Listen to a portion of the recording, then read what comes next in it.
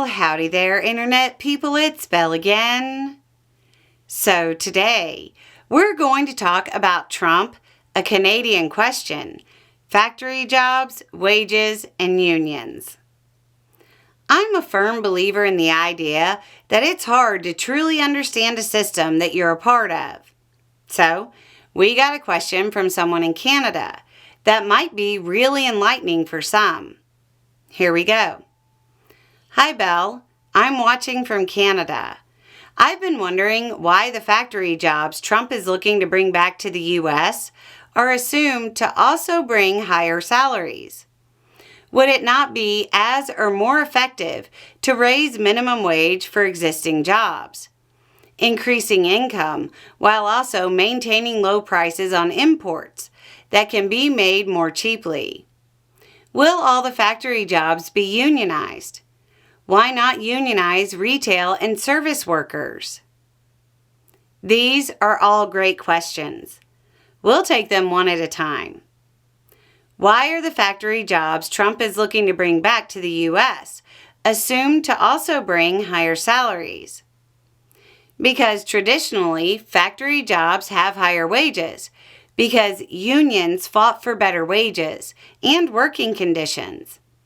In fact, generally speaking, when unions win, wages go up for everybody, not just people in the union.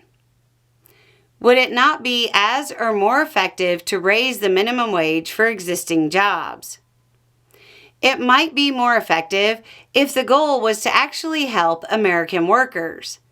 At this point, it seems clear Trump's actual goal is to raise revenue for the federal government and have the burden shift to the working class instead of taxing the wealthy.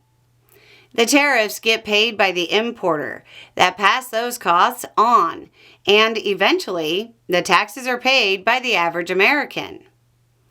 Trump doesn't seem like an increase the minimum wage kind of guy. In fact, back in March, he actually reduced the allowable minimum wage on federal contracts. The idea that Trump or Republicans care about the working class is just rhetoric and branding.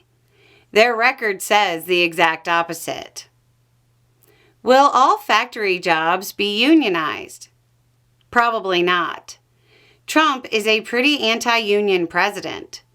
While some of the industries have a strong union presence and might be able to organize the locations on their own, I would expect zero help from the administration. Why not unionize retail and service workers? There are pushes to organize those industries, and they're having some success, but it's not part of Trump's plan. These are Canadian questions because from the outside looking in, it's probably pretty shocking that Americans are going along with some of this nonsense. The key part for Canadians to understand is that American nationalism morphs into brand loyalty for everything, from soft drinks to tech devices. This is why so many Americans have irrational reactions to a company changing its logo. That fierce brand loyalty extends to political parties, and many Republicans will refuse to accept the fact that Republicans in power are actively trying to degrade their standard of living. Anyway, it's just a thought. Y'all have a good day.